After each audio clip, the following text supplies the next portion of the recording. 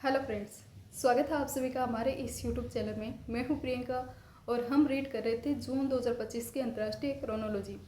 जून 2025 की इस अंतर्राष्ट्रीय क्रोनोलॉजी की जो मासिक पत्रिका है, इसके रिगार्डिंग अभी तक हमने 2 वीडियो लेक्चर्स में अंतर्राष्ट्रीय और राष्ट्रीय परिदृश्य के करंट अफेयर्स के रिगार्डिंग पढ़ा था। जैसा कि आप सभी जानते हैं कि हमारी जो ये क्लास है ये आपके उन सभी प्रतियोगिता परीक्षाओं के लिए इम्पोर्टेंट है जो एसएससी, यूपीएससी या आरपीएससी द्वारा आयोजित की जाती है या फिर अदर स्टेट पीसीएस जिसमें आपके करंट अफेयर्स के रिगार्डिंग क्वेश्चन है वो पूछे जाते हैं।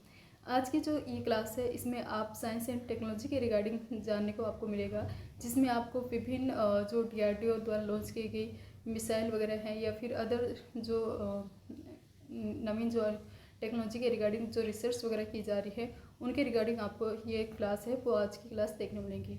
तो ये क्लास है आपके लिए काफ़ी इम्पोर्टेंट रहने वाली है, तो आपको लास्ट तक बने रहना है। जैसे कि आप सभी जानते हैं कि हम जब भी किसी भी क्लास की स्टार्टिंग करते हैं तो सबसे पहले हमने जो भी प्रीवियस क्लास में रीड किया है उसको हम थोड़ा सा रिकॉल करते हैं और उसके बाद में हम उसके आगे का पार्ट है उसे हम रिकनेक्ट करते हैं। तो स्टार्ट करते हैं हमारी आज की क्लास की। आई होप आप सभी काफ़ी अच्छे होंगे, मस्त होंगे और अपनी पढ़ाई है इसे कंटिन्यू रख रहे होंगे। तो स्टार्ट करते हैं आज की क्लास की।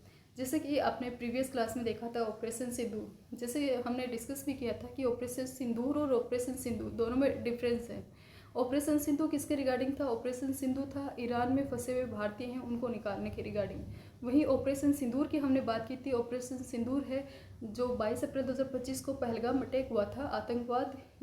कुछ आतंकवादी गतिविधि हैं उनके द्वारा जो हमारा टूरिस्ट प्लेस है पहलगाम, वहाँ पर अटैक किया गया था, जहाँ पर 22 लोग निर्दोष लोग हैं वो मारे गए थे। तो उसकी प्रतिक्रिया के स्वरूप में जो भारत द्वारा संचालित जो ऑपरेशन था उसका नाम रखा गया था ऑपरेशन सिंदूर। ऑपरेशन सिंदूर के रिगार्डिंग हमने यहाँ पर जानकारी है वो कवर की थी। साथ ही हमने देखा था कि भारत द्वारा जो प्रतिक्रिया की जा रही थी उसके विरुद्ध पाकिस्तान के द्वारा भी एक ऑपरेशन संचालित किया गया था शीशे जैसी मजबूत दीवार के नाम से। उसका हमने नाम भी देखा था। उसका नाम है आपके बुनियान अल मरसूस। नाम क्या है उसका? बुनियान अल मरसूस है। ये पाकिस्तान द्वारा संचालित किया गया था। साथ ही हमने ये भी डिस्कस किया था कि जो ये अटैक हुआ था पहलगाम अटैक, उसके बाद भी प्रतिक्रिया स्वरूप भारत ने सिंधु जल संधि है, जो सिंधु जल संधि वाला एग्रीमेंट जो 1960 में साइन किया गया था उसको रद्द कर दिया है, अस्थायी रूप से उसको निलंबित है वो कर दिया है। तो ये सब जानकारी हमने प्रीवियस क्लास में डिस्कस की थी। साथ ही हमने डिस्कस किया था जातीय जनगणना। जातीय जनगणना है, इसके रिगार्डिंग है वो डेली आपने न्यूज़पेपर वगैरह में कंटेंट है वो रीड किया होगा। जातीय जनगणना के रिगार्डिंग अभी हाल ही में गवर्नमेंट के जो मीटिंग हुई थी उसमें केंद्रीय मंत्रिमंडल है उसके द्वारा इसे मंजूरी दे दी है। इसके रिगार्डिंग हमने अदर फैक्ट भी देखे थे, जैसे कि जनगणना है आपके संघ सूची का विषय है। संघ सूची में भी हमने देखा था कि कौन से आपके रैंक पर आपको देखने मिलता है। साथ ही हमने डिस्कस किया था कि जनगणना है कब कब करवाई गई है, इसमें जातीय जनगणना कब स्टार्ट हुई थी, ओबीसी को इंक्लूड किया गया है या नहीं किया गया, एसटी एससी के रिगार्डिंग यह सभी हमने प्रीवियस क्लास में डिस्कस किया था। वापस इसको हम थोड़ा सा रिकॉल कर लेते हैं। जातीय जनगणना के वाले जो फैक्ट है ये इम्पोर्टेंट है क्योंकि इस बार है ना जो जनगणना है फ्रीडम इंडिया की जो स्वतंत्र है 1947 है उसके बाद में पहली बार इस प्रकार की जातीय जनगणना है वो की जाएगी और उसके डाटा है वो भी जारी किए जाएंगे। 2011 के जो सेंसस हुआ था उसके रिगार्डिंग भी आपने सुना होगा कि जातीय जनगणना करवाई गई थी, लेकिन वो एक सीमित स्तर पर थी और उसके जो आधिकारिक रूप से डाटा है वो प्रकाशित नहीं किए गए थे। तो इस बार जो डाटा है वो प्रकाशित किए जाएंगे, इस वजह से ये जनगणना है ये काफ़ी अधिक आपके लिए इम्पोर्टेंट हो जाती है। तो इसके रिगार्डिंग फैक्ट देख लेते हैं वापस इसको थोड़ा सा। तो जातीय जनगणना है इसको केंद्रीय मंत्रिमंडल ने क्या दी सहमति दे दी थी। इसके रिगार्डिंग हमने देखा था कि ये भारत की पहली पूर्ण डिजिटल जनगणना होगी जिसमें इलेक्ट्रॉनिक उपकरण हैं इनका यूज़ किया जा रहा है। इसके रिगार्डिंग हमने ऐतिहासिक कुछ फैक्ट देखे थे कि इंडिया में ब्रिटिश काल में 1881 से 1931 तक 1881 से 1931 लॉर्ड मेयो के काल से 1931 तक क्या हुई थी, जातीय स्तर की जानकारी है वो ली गई थी। तो जातीय स्तर की जानकारी 1881 से 1931 के मिड में ली जाती है। इसके बाद में हमने देखा था 1951 में एससी और एसटी है इसके डाटा है वो शामिल किए गए थे, लेकिन ओबीसी के डाटा इंक्लूड नहीं किए गए थे। फिर 1979 में क्या आता है, मंडल आयोग आता है। उस मंडल आयोग की आधार पर उसकी रिपोर्ट के आधार पर अनुमानित जनसंख्या ओबीसी की निर्धारित की गई थी 52%। और जातीय आंकड़ों के अभाव में ये क्या थी, अस्पष्ट स्थिति है वो बनी हुई थी। फिर हमने सेंसस 2011 की रिगार्डिंग देखा था। 2011 में जातिगत आधार पर डेटा है वो एकत्रित किए गए थे, लेकिन अधिकांश जो डाटा थे वो अप्रकाशित है वो रखे गए थे। वर्तमान में हमने देखा था जनगणना का संचालन किसके द्वारा किया जा रहा है। तो जो आपकी 1881 की जो पहली जनगणना हुई थी उसके रिगार्डिंग यहाँ पर बताया गया है कि वो पहली समन्वित जनगणना 1881 में WC पेलाडेन भारत के तत्कालीन जनगणना आयुक्त थे उनके द्वारा करवाई गई थी। वही वर्तमान वाली जो जनगणना की जा रही है आपके 2025 वाली, जिसके डाटा 26-27 में प्रकाशित होने की संभावना है, तो यह गृह मंत्रालय द्वारा भारत के महारजिस्टर और जातिगत जनगणना आयुक्त है इसके माध्यम से की जाएगी। तो इसका संचालन किसके द्वारा किया जा रहा है, जो आपका होम मिनिस्ट्री है, गृह मंत्रालय है, उसके द्वारा किया जा रहा है। और भारत के महारजिस्टर और जनगणना आयुक्त है उनके माध्यम से इस जनगणना है इसका संचालन किया जा रहा है। इसके कानूनी ढांचा है वो हमने डिस्कस किया था कि भारतीय जनगणना अधिनियम 1948 है। ये इसके तहत जनगणना की आवृत्ति 10 वर्षीय थी, लेकिन ये कोई अनिवार्य रूप से नहीं 10 वर्षीय रखी गई 1948 एक्ट के तहत, बल्कि एक स्थापित परिपाटी परंपरा के रूप में देखी जाती है। संवैधानिक इसकी आवश्यकता है वो नहीं है। भारतीय संविधान का जो आर्टिकल है 246, आर्टिकल 246 इसमें जनगणना है वो संघ सूची का सब्जेक्ट है वो रखा गया है। और संघ सूची 7वीं अनुसूची के 69वें स्थान पर आपको देखने मिलेगी। संघ सूची 69वें स्थान पर देखने मिलेगी। तो ये हमने डिस्कस किया था आपके जनगणना के रिगार्डिंग। फिर हमने पंचायत उन्नति सूचकांक 2.0 देखा था और उसके हमने डेटा भी देखे थे कि PIA जो 1.0 था उसमें 516 इंडिकेटर है वो शामिल किए गए थे। वहीं PAI 2.0 है इसमें 147 इंडिकेटर हैं उनको शामिल किया गया है। इसके अलावा हमने बात की थी मिजोरम के रिगार्डिंग। मिजोरम के रिगार्डिंग हमने एक फैक्ट देखा था कि मिजोरम जो राज्य है ये इंडिया का पूर्ण कार्यशील साक्षरता वाला जिला है वो बन गया है। इसकी साक्षरता दर हमने देखी थी कि जो आपके पीरियोडिक सर्वे किया जाता है उसके अकॉर्डिंग इसकी जो साक्षरता दर बताई गई है वो है 98.20%। अगर हम 2011 की जनगणना के अकॉर्डिंग इसकी साक्षरता दर या लिटरेसी रेट देखें तो वो आपको इंडिया में 3rd रैंक पर देखने मिलेगी। अराउंडिंग 91% के अराउंडिंग इसकी लिटरेसी रेट है वो हमें देखने मिली थी। तो 91.33%, 33% वो क्या थी, सेंसस 2011 की जनगणना के अनुसार इसकी लिटरेसी रेट थी। इसके अलावा हमने इसकी जो अभी हाल में ये इसकी पूर्ण कार्यशील साक्षरता वाला जो डाटा जारी किया गया है इसके रिगार्डिंग हमने देखा था कि ये जो इसके द्वारा 98.20% की उपलब्धि हासिल की है, ये इसका एक प्रोग्राम है उल्लास पहल। ये मिजोरम की ये उपलब्धि उल्लास पहल या फिर नव भारत जो साक्षरता कार्यक्रम है इसके तहत प्राप्त की गई बताई गई है। तो ये उल्लास पहल आपके लिए इम्पोर्टेंट हो जाती है। और नव भारत साक्षरता कार्यक्रम है, नव भारत साक्षरता कार्यक्रम है, ये भी काफ़ी इंपॉर्टेंट हो जाता है। उल्लास की फुल फॉर्म भी आपसे पूछा जा सकती है, understanding of life long learning for all in society, या फिर न्यू इंडिया लिटरेसी प्रोग्राम है। इसके तहत ये पूर्ण कार्यशील साक्षरता का जो दर्जा है ये मिजोरम द्वारा प्राप्त किया गया है। इसके अलावा हमने बात की थी नीति आयोग की 10वीं गवर्निंग काउंसिल बैठक के रिगार्डिंग हमने कंप्लीट डाटा है वो डिस्कस किया था। साथ ही हमने देखा था कि इंडिया की जो कोस्टल लाइन है इसमें हाल ही में बढ़ोतरी हुई है। इसका रेशियो हमने लास्ट क्लास में जो इसकी मापन की पद्धति डिस्कस की थी ये यहाँ पर सही है। जो पहले यहाँ पर अभी आपने देखा होगा कि न किसी स्टेट का कैप्चर किया गया है, न किसी द्वीप वगैरह का अधिग्रहण किया गया, न कोई द्वीप नया बना है। फिर इस प्रकार इंडिया की जो तटीय रेखा है या कोस्टल बाउंड्री है ये इंक्रीज कैसे हुई, तो ये इंडिया की तटीय रेखा 7516.6 किलोमीटर से बढ़कर वर्तमान में जो 11098 या 98 किलोमीटर हो गई है। इसके बढ़ने का एक मेन रीज़न क्या देखने मिलेगा आपको, उच्च जो उन्नत तकनीक है इनका इस्तेमाल किया जाना। साथ ही कुछ इस प्रकार के द्वीप जिनको पिछली बार जो गणना हुई थी लगभग 1960 के अराउंडिंग हुई होगी, लगभग उस टाइम पर हुई थी 1960-70 के मध्य। तो उस दौरान उन द्वीपों को शामिल नहीं किया गया था क्योंकि उनकी आकार आकृति काफ़ी छोटी थी और उनका मापन संभव नहीं था। इस वजह से उनको इस जो कोस्टल बाउंड्री की जो गणना की गई थी इसमें छोड़ दिया गया था। लेकिन वर्तमान में क्या हाई रेजोल्यूशन की जो टेक्नोलॉजी है इसका यूज़ किया गया है और इस वजह से कुछ अदर जो जिनको शामिल नहीं किया गया था, काउंट नहीं किए गए थे, उनको भी इसमें काउंट किया गया है। इस वजह से इंडिया की जो कोस्टल बाउंड्री है ये क्या है, बड़ी है। तो इसका हमने रेशियो डिस्कस किया था लास्ट क्लास में। मापन पद्धति है उसमें चेंज किया गया है। पहले जो मापन की पद्धति यूज की जा रही थी वो थी 1:45 लाख के रेशियो में। कितना डिफरेंट आपको देखने मिलेगा इस रेशियो में, 1:45 लाख के रेशियो में।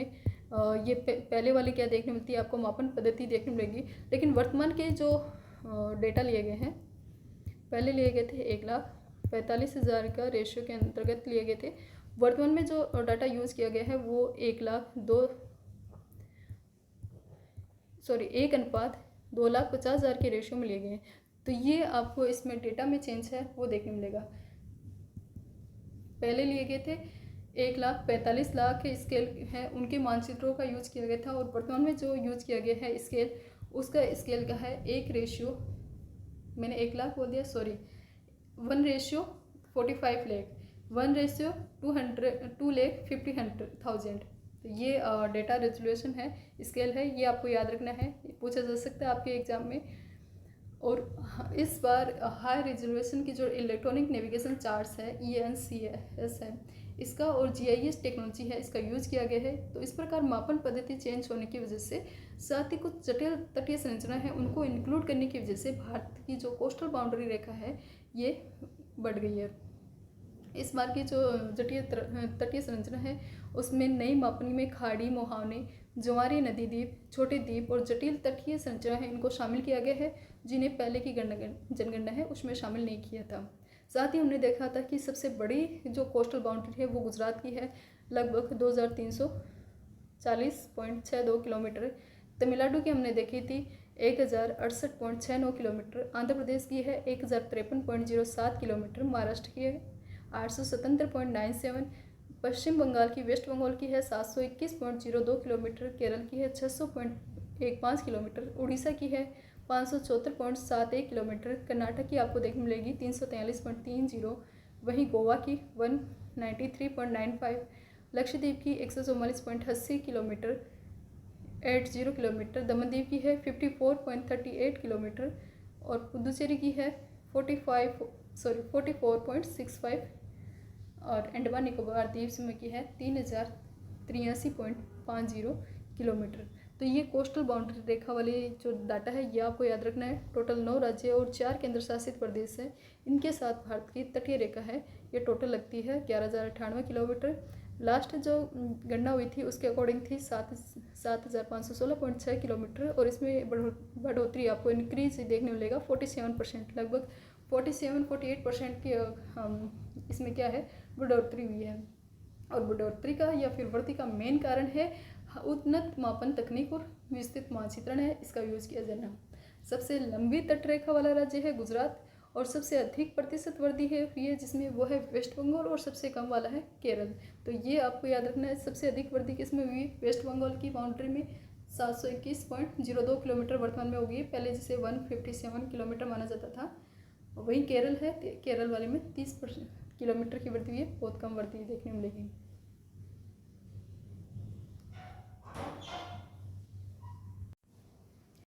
नेक्स्ट हमने डिस्कस किया था कोझिकोड के रिगार्डिंग। कोझिकोड है, इसे पहले कुछ टाइम पहले इसे साहित्य यानी कि लिटरेचर सिटी के रूप में दर्जा दिया गया था।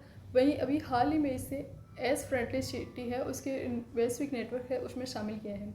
तो उसके रिगार्डिंग हमने देखा था कि कोझिकोड है, इसे WHO है यानी कि विश्व स्वास्थ्य संगठन है, इसने global network for age friendly cities and communities है इसमें शामिल कर लिया है।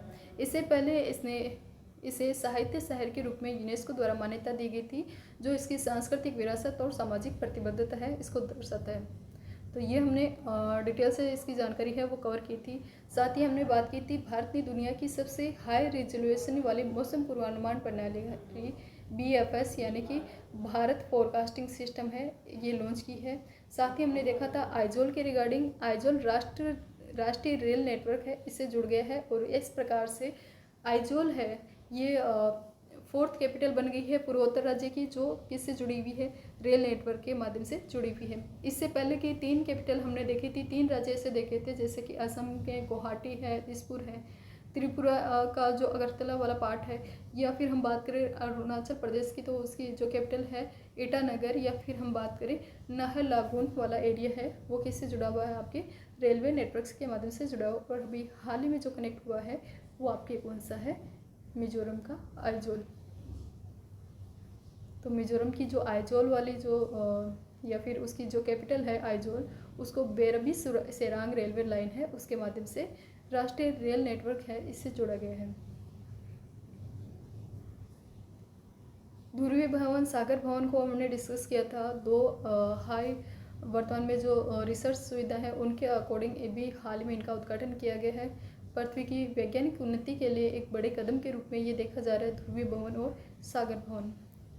साथ ही हमने देखा था WHO ने अभी हाल ही में भारत को क्या है ट्रैकोमा फ्री जो राज्य है या फिर देश है इसके रूप में जो प्रमाण पत्र है ये प्रदान किया है। एशियाई शेरों की 16वीं जनगणना है ये हम डिस्कस की थी। साथ ही हमने कुछ अदर जो शॉर्ट पॉइंट है नेशनल करंट अफेयर्स के उनको हमने डिस्कस किया था। तो ये आप प्रीवियस क्लास है इसको आप देख सकते हैं। आज की क्लास में हम जो अंतरिक्ष और रक्षा प्रौद्योगिकी वाला पार्ट है, आपके स्पेस एंड साइंस टेक्नोलॉजी वाला पार्ट है, उसको हम डिस्कस करेंगे। तो स्पेस एंड डिफेंस वाला जो टेक्नोलॉजी का पार्ट की ये आज की क्लास है वो मेनली रूप से रहने वाली है। इसमें फर्स्ट ऑफ ऑल हम देखेंगे स्पेस टेक्नोलॉजी के रिगार्डिंग अंतरिक्ष प्रौद्योगिकी कौन से ऐसे इंपॉर्टेंट पॉइंट है जो अभी हाल ही में आपको रिसर्च स्पेस साइंस की रिसर्च में देखने मिलेंगे। तो सबसे फर्स्ट यहाँ पर जो करंट अफेयर का फैक्ट यहाँ पर बताया गया है वो आपके है इसरो द्वारा जो अभी हाल में PSLV C61 या फिर जो EOS सिस्टम EOS जो सैटेलाइट है 09 इसका परीक्षण किया गया था। लेकिन ये जो सिस्टम है ये मिशन है ये कंप्लीट रूप से असफल रहा था। तो इसके रिगार्डिंग हम डिटेल से देख लेते हैं PSLV C61 या फिर EOS 09 मिशन। भारतीय अंतरिक्ष अनुसंधान संगठन आपका इसरो है, इसके द्वारा हाल ही में 101वां मिशन था PSLV C61 या फिर EOS 09। ये 18 मई 2025 को श्रीहरिकोटा स्थित सतीश धवन अंतरिक्ष केंद्र यहाँ से लॉन्च किया गया था। यहाँ से के पहले लॉन्च पैड FLP से लॉन्च किया गया था। लेकिन इसके तीसरे चरण में तकनीकी खराबी के कारण ये मिशन है ये असफल रहा है। इसरो ने इस विफलता की विस्तृत जांच के लिए एक समिति है इसका भी हाल ही में गठन किया है। इस मिशन का उद्देश्य क्या है, तो ये इस मिशन असफल रहा है लेकिन इस मिशन का उद्देश्य ये आपके लिए काफ़ी इंपॉर्टेंट हो जाता है। इस मिशन का मेन जो मोटिव था वो ये था कि पृथ्वी अवलोकन उपग्रह EOS 09 है ये सन सिंक्रोनस पोलर ऑर्बिट है इसमें स्थापित किया जाना था। और सन सिंक्रोनस पोलर ऑर्बिट वाले बेल्ट में ये स्थापित होने के बाद में सन के रिगार्डिंग ये रिसर्च करता स्टडी करता और उसके डाटा यहाँ पर वापस अपन को देखने को मिलते तो उसमें काफ़ी हेल्पफुल रहता। तो इस वजह से ये इसका जो पर्पज़ है ये आपके लिए इम्पोर्टेंट हो जाता है। पृथ्वी अवलोकन उपग्रह EOS 09। लॉन्चिंग सिस्टम के रिगार्डिंग देखें तो लॉन्चिंग सिस्टम था इसमें PSLV C61 जो polar satellite launch vehicle PSLV है इसकी 63वीं उड़ान थी। और एक्सल कॉन्फ़िगरेशन देखें तो उसकी 27वीं उड़ान थी। नाम इसका 61 क्यों दिया गया है, क्योंकि 61 क्योंकि पहले की 2 उड़ान थी वो असफल रही थी इसलिए उड़ान तो कौन सी है 63वीं और मिशन का नाम था PSLV C61। PSLV है एक प्रकार का 4 चरण वाला रॉकेट है जिसमें ठोस और लिक्विड ईंधन है। ठोस आपके सॉलिड और लिक्विड जो फ्यूल है ये यूज किया जाता है। और क्या कितने इसके सिस्टम है, तो 4 चरण इसमें देखने को मिलेंगे इसमें PSLV में। सैटेलाइट के रिगार्डिंग जानकारी देखें तो EOS 09 यानी कि पृथ्वी अवलोकन उपग्रह है EOS 09 जिसका वजन बताया गया है 1696.24 किलोग्राम। और यह EOS 04 का एक दोहरा उपग्रह था। EOS 04 पहले से लॉन्च किया गया था जो रीसेट 1 हेरिटेज बस पर आधारित था। और अभी हाल में जो लॉन्च किया जा रहा था वो था EOS 09। 04 पहले लॉन्च किया जा चुका है और 09 जो अभी लॉन्च किया जा रहा था उसका नाम था। तो यह हमने देखा PSLV C61 या फिर EOS मिशन 09 की रिगार्डिंग जानकारी। नेक्स्ट यहाँ पर जो आपके डाटा दिए गए हैं ये आपके डिफेंस टेक्नोलॉजी के रिगार्डिंग बताए गए हैं।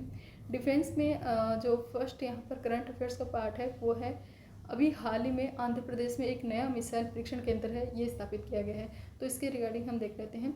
हाल ही में आंध्र प्रदेश के कृष्णा जिले में नागयालंका एरिया है। आंध्र प्रदेश के कृष्णा क्षेत्र में नागयालंका जो वाला एरिया है वहाँ पर DRDO द्वारा एक नया मिसाइल परीक्षण केंद्र है ये स्थापित किया गया है। और इसका नाम क्या रखा गया है, नवदुर्गा मिसाइल परीक्षण रेंज। तो नवदुर्गा मिसाइल परीक्षण रेंज है, ये आपके लिए काफ़ी इंपॉर्टेंट हो जाता है।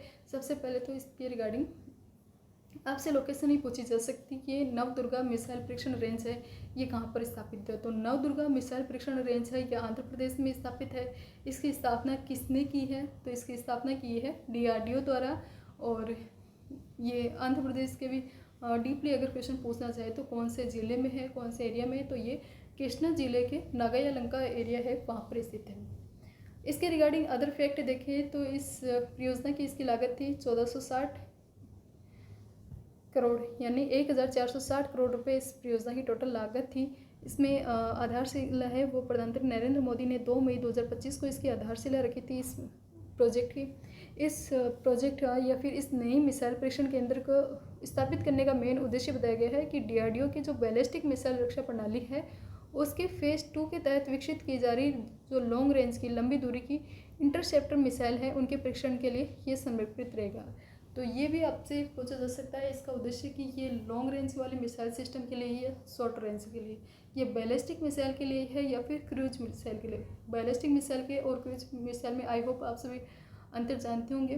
बैलिस्टिक जो मिसाइल होती है वो मेनली रूप से किसमें जो आपके ग्रेविटेशन फोर्स है उसके अकॉर्डिंग वर्क करती है। वहीं क्रूज मिसाइल है वो आपके द्वारा जो उसे दिशा निर्देश किए गए हैं उसके अकॉर्डिंग ही वर्क करती है, उस पर ग्रेविटेशन फोर्स है वो वर्क नहीं करता। तो ये थोड़ा सा इनमें डिफरेंस होता है बैलिस्टिक और क्रूज मिसाइल में। नेक्स्ट किसी क्लास में हम डिटेल से इसके डिस्कस करेंगे। तो ये जो अभी हाल में नया मिसाइल परीक्षण इसके अंदर स्थापित किया गया है ये किसके रिगार्डिंग है, बैलिस्टिक मिसाइल के रिगार्डिंग है। और ये भी बैलिस्टिक मिसाइल में भी लॉन्ग दूरी की लंबी दूरी की इंटरसेप्टिंग मिसाइलों के परीक्षण के लिए स्थापित किया गया है।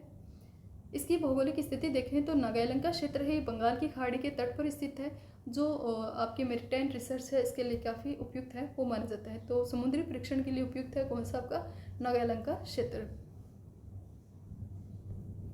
नेक्स्ट यहाँ पर जो बताई गई है करंट अफेयर्स के इंपॉर्टेंट फैक्ट के रूप में वो बताया गया है भागवास्त्र के रिगार्डिंग। हाल ही में भारत द्वारा ड्रोन हमलों से निपटने के लिए स्वदेशी एक प्रणाली है भागवास्त्र, इसका हाल में सफल परीक्षण किया गया है। तो सबसे पहले तो आपके यही क्वेश्चन पूछ जाता है कि ये कौन किसके रिगार्डिंग है, तो ड्रोन हमलों से निपटने के लिए है। फिर आता है कि इसका नामकरण किस प्रकार से रहा है, तो ये डिटेल से देख लेते हैं इसके रिगार्डिंग। भारत ने ड्रोन हमलों के बढ़ते खतरों के मुकाबला करने के लिए की दिशा में एक महत्वपूर्ण उपलब्धि हासिल की है इस भागवास्त्र के रूप में। स्वदेशी रूप से विकसित एंटी ड्रोन प्रणाली है कौन सा भागवास्त्र, उड़ीसा के गोपालपुर स्थित सीवाड़ फायरिंग रेंज में 13 मई 2025 को इसका सफल परीक्षण किया है। एंटी ड्रोन सिस्टम है भागवास्त्र क्या है, सबसे इम्पोर्टेंट पार्ट है। तो भागवास्त्र क्या है, एंटी ड्रोन प्रणाली है। ओडिशा के कहाँ पर स्थित है, गोपालपुर स्थित सीवाड़ फायरिंग रेंज है, यहाँ पर इसका टेस्ट किया गया है। भागवास्त्र एक प्रकार का multi layer anti drone system है जो खास तौर पर छोटे और झुंड समूह में आने वाले ड्रोन्स हैं उनको तबाह करने के लिए तैयार किया है। जैसे भी हाल में जो भारत पाक युद्ध जैसी स्थिति बनी थी तो पाकिस्तान द्वारा भारत पर ड्रोन से हमला किया गया था, तो उस ड्रोन हैं उनको नष्ट करने के लिए एंटी ड्रोन सिस्टम के रूप में भारत ने हाल में भागवास्त्र है इसका सफल परीक्षण किया है। इसके परीक्षण की प्रगति देखें तो 3 परीक्षण किए गए थे, 4 माइक्रो रॉकेट है ये भी इसके द्वारा दागे गए थे। और यहाँ पर डिटेल से बताया गया है कि 2 परीक्षण में एक रॉकेट दागा गया था, जबकि तीसरे में सोल्वोपोड 2 सेकंड के अंतराल में 2 रॉकेट दागे गए थे। रॉकेट के लक्ष्य को सटीकता से भेदा और तकनीकी मानकों को पूरा किया है इसके द्वारा। इसकी जो भागवास्त्र है इसका डेवलपमेंट किसने किया है, तो भागवास्त्र को solar defence and aerospace limited है। सोलर डिफेंस एंड एरोस्पेस जो लिमिटेड है इसके द्वारा डिज़ाइन और विकसित किया गया है। इसका इंगेजमेंट रेंज देखें तो 2.5 किलोमीटर की दूरी तक लक्ष्य को भेजने में ये सक्षम है। इसका नामकरण आपको देखने को मिलेगा कि भगवान परशुराम की शक्तिशाली जो भार्गव नामक अस्त्र है उससे ये प्रेरित है, जो इसकी मारक क्षमता का क्या है प्रतीक है। तो भागवास्त्र सबसे पहले भागवास्त्र है, आपको याद रखना है कि भगवान परशुराम के जो अस्त्र था उसके नाम पर इसका क्या पड़ा है, नाम पड़ा है। क्या है, एंटी ड्रोन सिस्टम है। किस काम में आएगा, जैसे छोटे छोटे ड्रोन्स का अटैक इंडिया पर होता है इन फ्यूचर कभी या फिर, तो उन सभी ड्रोन्स को नष्ट करने के लिए इस प्रकार की ये प्रणाली है ये विकसित की गई है भागवास्तर एंटी ड्रोन प्रणाली। किसके द्वारा इसका डेवलपमेंट किया गया है? तो इसका डेवलपमेंट करने वाली एजेंसी का नाम है solar defence and aerospace limited. इसके द्वारा इसको डिजाइन एंड डेवलप किया गया है। नेक्स्ट आप पे आता है, हाल ही में डीआरडीओ और नौसेना ने किया है मल्टी इन्फ्लुएंस क्राउड माइन है इसका सफल परीक्षण। हाल ही में डीआरडीओ और भारतीय नौसेना के स्वदेशी रूप से विकसित multi influence ground mine MIGM है, इसका हाल ही में सफलतापूर्वक परीक्षण है वो किया गया है। MIGM है, ये क्या है? Multi influence ground mine system आधुनिक समुद्री बारूद सुरंग है। इसका डेवलपमेंट है वो MIGM का डेवलपमेंट है वो नौसेना विज्ञान और प्रौद्योगिकी विज्ञान प्रयोगशाला विशाखापट्टनम है, इनके द्वारा डीआरडीओ की निम्न प्रयोगशालाओं के सहयोग से विकसित किया गया था। कौन कौन सी प्रयोगशालाएं? जैसे high energy material research laboratory Pune है और terminal strategic research laboratory Chandigarh है, इनके माध्यम से इसका डेवलपमेंट है वो किया गया था। तो इसका डेवलपमेंट करने वाली संस्था है ये कौन कौन सी है? नौसेना और विज्ञान प्रौद्योगिकी प्रयोगशाला विशाखापट्टनम है, उसके द्वारा डीआरडीओ की विभिन्न प्रयोगशालाओं की हेल्प से, जैसे पुणे और चंडीगढ़ की जो संस्थाएं हैं इनकी हेल्प से इसका डेवलपमेंट किया गया था। MIGM है, ये आधुनिक स्टील जहाज है और पनडुब्बी है, इनके विरुद्ध भारतीय नौसेना है इसकी क्षमता को बढ़ाने के लिए डिजाइन किया गया है। तो MIGM का डेवलपमेंट क्यों किया गया है? क्योंकि MIGM है ये स्टील जो जहाज होते हैं और पनडुब्बी होते हैं उनके विरुद्ध भारतीय नौसेना है उसकी कैपेसिटी बिल्ड करने के लिए इसको MIGM को विकसित किया गया है। इसका उत्पादन है वो भारत डायनेमिक्स लिमिटेड विशाखापट्टनम और Apollo micro system limited Hyderabad है, इसके द्वारा मिलकर किया जाएगा। तो Visakhapatnam Bharat dynamics limited BDL और Apollo micro system limited Hyderabad है, इसके द्वारा इसका मिलकर उत्पादन किया जाएगा। तैयार होने के बाद में MIGM है ये भारतीय समुद्री क्षेत्र में दुश्मन के जहाज और पनडुब्बी है उनकी घुसपैठ के खिलाफ एक शक्तिशाली निवारक के रूप में काम करेगी। तो MIGM है ये काफ़ी इम्पोर्टेंट है और मेरीटाइन जो रिसर्च है इसके क्षेत्र में, या फिर हम बात करें भारतीय नौसेना है इसकी क्षमता को बिल्ड करने के लिए, इसके विकसित करने के लिए इसका डेवलपमेंट है वो हाल ही में किया गया है। नेक्स्ट देखें तो नेक्स्ट आपको देखने मिलेगा करंट अफेयर के फैक्ट के रूप में, हाल ही में देश में 5वीं पीढ़ी के लड़ाकू विमान है इसके निर्माण को मंजूरी दी गई है। हाल ही में जो 5वीं पीढ़ी के लड़ाकू विमान है इनके निर्माण को मंजूरी दी गई है और इस प्रकार के निर्माण करने वाला भारत है वो चौथा देश बनेगा, क्योंकि अभी तक अमेरिका, चाइना और रशिया इन तीन के पास ही इस प्रकार की 5वीं पीढ़ी के स्थित लड़ाकू विमान है वो देखने मिलेंगे। कहाँ कहाँ पर आपको देखने मिलेंगे? वर्तमान में केवल तीन देश कौन कौन से? आपके अमेरिका है, चाइना है और आपके रशिया, इनके पास इस प्रकार के स्थित लड़ाकू विमान है और हाल ही में भारत ने भी इस प्रकार के 5वीं पीढ़ी के लड़ाकू विमान है इनके निर्माण को मंजूरी है वो दे दी है। 5वीं पीढ़ी के जो लड़ाकू विमान है ये उन्नत मध्यम लड़ाकू विमान है, एडवांस मीडियम कॉम्बैट एयरक्राफ्ट है और हाल ही में इस परियोजना को मंजूरी है वो दी गई है। भारतीय जो रक्षा मंत्री राजनाथ सिंह है इनके द्वारा इस परियोजना को मंजूरी दी है। वैज्ञानिकी विकास एजेंसी ADA है, ये निजी और सार्वजनिक क्षेत्र की कंपनी है, इनके साथ मिलकर इसे लागू करेगी। तो इसका निर्माण में किसकी महत्वपूर्ण भूमिका रहने वाली है? ADA, वैज्ञानिक विकास एजेंसी ADA है, ये प्राइवेट और जो पब्लिक सेक्टर की जो भी कंपनियां हैं इनके साथ मिलकर इस प्रकार की टेक्नोलॉजी है ये डेवलप करेगी। AMC है, ये पहले प्रोटोटाइप की उड़ान 2027 में वायुसेना में शामिल 2030 तक संभावित है। AMCA क्या है? एडवांस मीडियम कॉम्बैट एयरक्राफ्ट, और ये कब तक? 2027 तक प्रोटोटाइप के रूप में, और वायुसेना में ये 2030 तक शामिल किए जाने की इसकी संभावना है। इसके 2 चरण हैं, MK1 और MK2। साथ ही यहाँ पर इसकी कंप्लीट डिटेल से विशेषताएं बताई गई है कि इसकी 1.8 मैक से अधिक इसकी क्या होगी? स्पीड आपको देखने मिलेगी। उड़ान क्षमता इसकी 1000 किलोमीटर इसकी उड़ान क्षमता देखने मिलेगी। स्टेल्थ टेक्नोलॉजी और हवा से हवा, विंड से विंड और हवा से ज़मीन स्टेल्थ मिसाइलें हैं। 15,000 करोड़ रुपए की लागत से बनने वाली ये परियोजना है।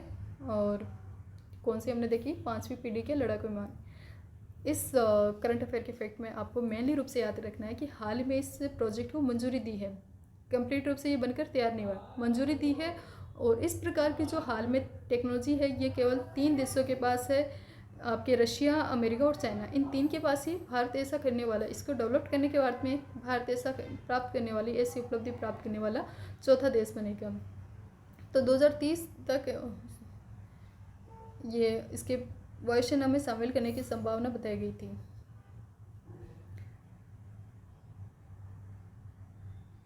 नेक्स्ट यहाँ पर जो फैक्ट बताया गया है वो आपके बताया गया है, हाल ही में भारत में पारंपरिक रूप से निर्मित INSV कोडिने है, इसे भारतीय नौसेना है इसमें शामिल किया गया है।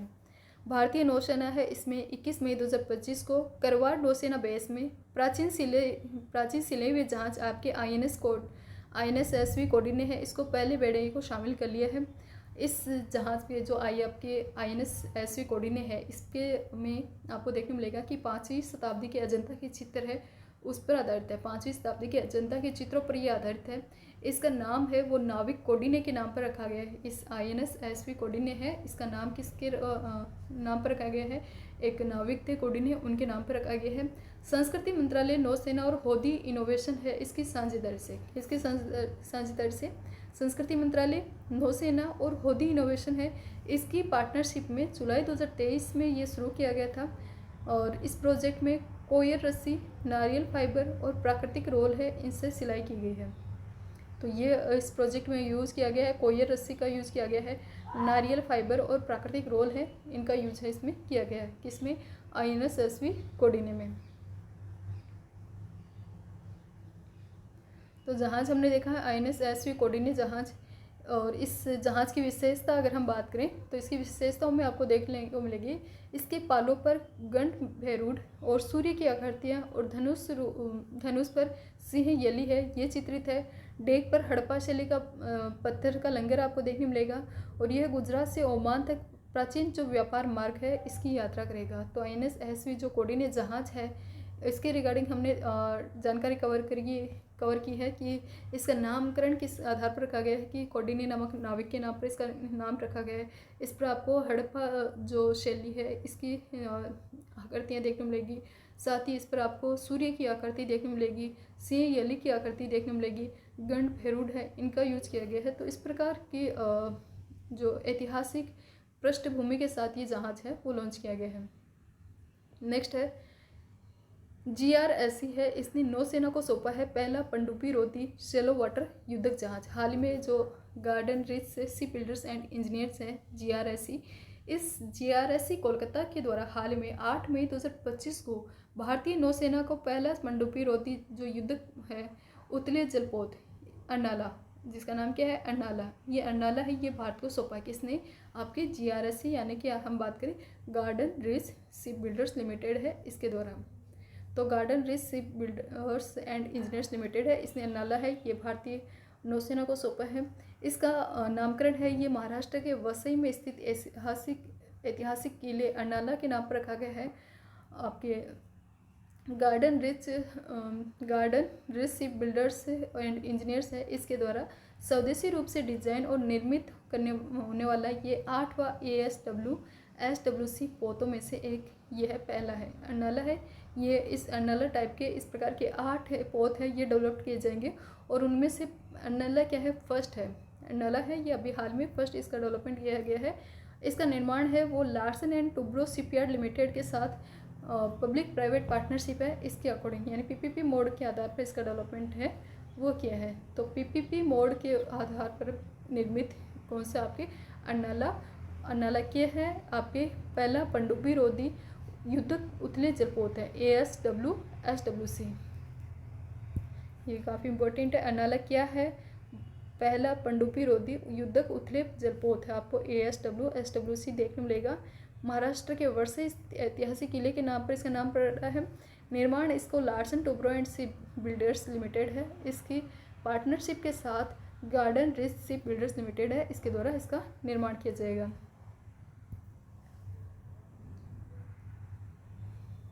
यहाँ पर इसकी कुछ इंपॉर्टेंट विशेषताएं बताई गई है कि ये 77 मीटर लंबा है, ये भारतीय नौसेना का सबसे बड़ा युद्धक पोत है। डीजल इंजन वाटर सेट संयोजन से संचालित है। थोड़ा सा आपको बैकग्राउंड में लाइट का इश्यू देखने मिल रहा है क्योंकि लाइट कभी आ रही भी जा रही, तो इस वजह से ये थोड़ा सा आपको डिस्टर्बेंस है वो देखने मिलेगा। इसके लिए मैं माफ़ी चाहती हूँ क्योंकि ये मेरे कंट्रोल में नहीं है। ओके, तो हम बात कर रहे थे अर्नाला के रिगार्डिंग।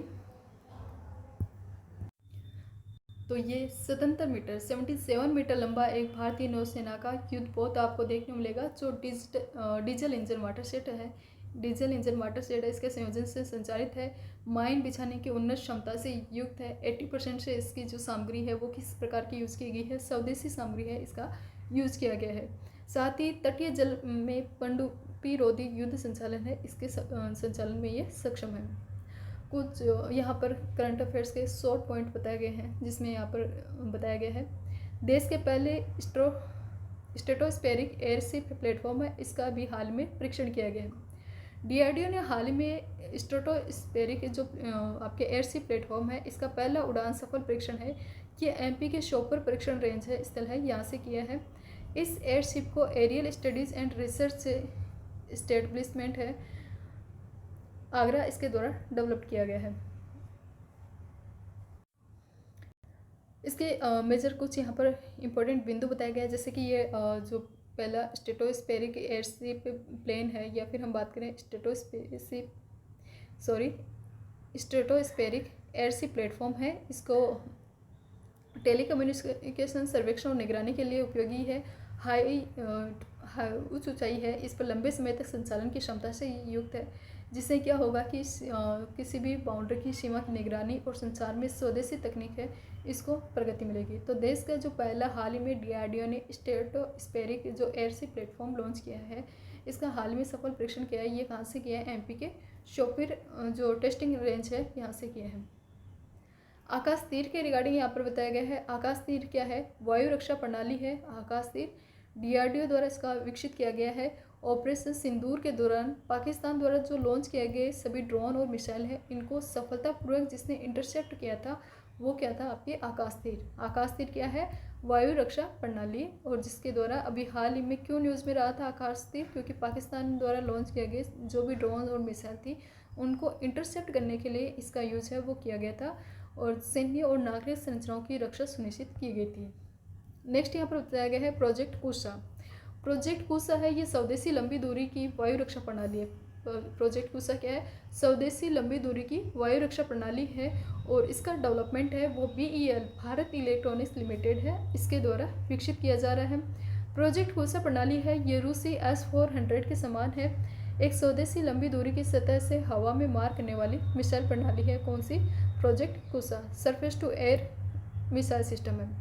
प्रोटोटाइप अगले 12 से 18 महीने में तैयार हो जाएगा। इसका प्रोटोटाइप है स्वदेशी लंबी दूरी की जो वायु रक्षा प्रणाली है, प्रोजेक्ट कुशा BEL है, भारत इलेक्ट्रॉनिक्स लिमिटेड है, इसके द्वारा इसका डेवलपमेंट किया जा रहा है। रूस के S-400 के समान है, और सरफेस टू एयर मिसाइल प्रणाली जो सिस्टम है इस पर आधारित है। तो ये हमने बात की है प्रोजेक्ट कुशा के रिगार्डिंग। नेक्स्ट यहाँ पर बताया गया है, हाल ही में लखनऊ में ब्रह्मोस एकीकरण और परीक्षण सुविधा केंद्र है, इसका हाल ही में उद्घाटन किया गया है। रक्षा मंत्री राजनाथ सिंह है, उन्होंने UP के लखनऊ में ब्रह्मोस मिसाइल के लिए एकीकरण और परीक्षण सुविधा केंद्र है, इसका वर्चुअल माध्यम से उद्घाटन किया है। इसकी उत्पादन क्षमता बताई गई है 80 से 100 ब्रह्मोस मिसाइल प्रतिवर्ष। भविष्य में बात करें तो 100 से 150 BrahMos NG next generation missile हैं वो शामिल की गई है, और इसकी लागत बताई गई है 300 करोड़। तो हाल में कहाँ पर इसका उद्घाटन किया गया है, ब्रह्मोस एकीकरण और परीक्षण सुविधा केंद्र का, तो ये उद्घाटन किया गया है कहाँ पर, लखनऊ में। तो ये इम्पोर्टेंट है कि ब्रह्मोस एकीकरण और जो परीक्षण सुविधा केंद्र है ये कहाँ पर विकसित किया गया है या कहाँ पर स्थापित किया गया है, तो ये है लखनऊ में। नेक्स्ट यहाँ पर बताया गया है कॉस्मोस 482 के रिगार्डिंग। कॉस्मोस 482 है, ये इसका भी हाल ही में क्यों न्यूज़ में रहता है, क्योंकि ये अभी हाल ही में पृथ्वी पर इसका पुनः प्रवेश करवाया गया था।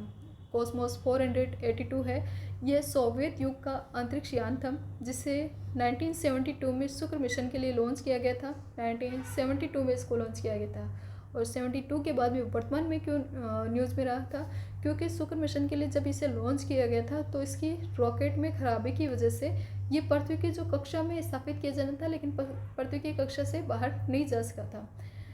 53 वर्षों के बाद में इसे पृथ्वी की कक्षा में चक्कर लगाने के बाद में इसका पुनः प्रवेश है, ये 10 मई 2025 को हुआ है, जो संभवतः बिना किसी नुकसान के हिंद महासागर में अभी वर्तमान में गिराया गया है।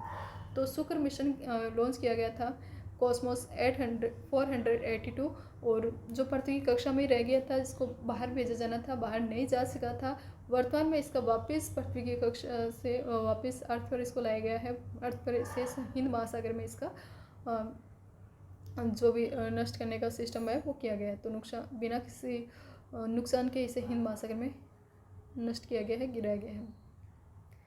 कुछ करंट अफेयर्स के वन लाइनर फैक्ट यहाँ पर बताए गए हैं, जैसे कि हाल में चंद्रयान 3 की वन लैंडिंग साइट, जहाँ वैज्ञानिकों ने 4.3 अरब वर्ष पुराने पदार्थ यानी कि उल्का पिंड की टक्कर से आई हुई मौजूदगी का पता लगाया। वो कौन सा पॉइंट है, तो वो शिव शक्ति पॉइंट है, जहाँ पर चंद्रयान 3 की लैंडिंग साइट है शिव शक्ति पॉइंट। यहाँ पर चंद्रयान 3 की लैंडिंग साइट के रिगार्डिंग ही पूछा गया कि चंद्रयान 3 की वह लैंडिंग साइट जहाँ पर वैज्ञानिकों ने 4.3 वर्ष पुराने जो पदार्थ है उनकी मौजूदगी का पता लगाया, तो वो लैंडिंग साइट थी Shiv Shakti point. James Webb telescope है, उसके द्वारा खोजा गया वह सबसे ठंडा एक्सोप्लैनेट जो मृत तारे की परिक्रमा कर रहा है, वो कौन सा है, तो ये है 1856-534b। 1856-534b ये जेम्स वेब टेलीस्कोप है, इसके द्वारा खोजा गया है, और सबसे ठंडा एक्सोप्लैनेट है -125 फ़ारेनहाइट है, यानी बहुत कम टेम्परेचर है वहाँ पर देखने मिलेगा। वहाँ पर एक मृत तारे की परिक्रमा करना है, और इस प्लेनेट का नाम है 1856-534b। भारत ने अपने पायलट हैं, इनकी ट्रेनिंग के लिए अगली पीढ़ी के किस स्वदेशी इलेक्ट्रॉनिक एयरक्राफ्ट है इसको बनाने को मंजूरी दी है, तो ये है ई-हंसा है, ये इम्पोर्टेंट है।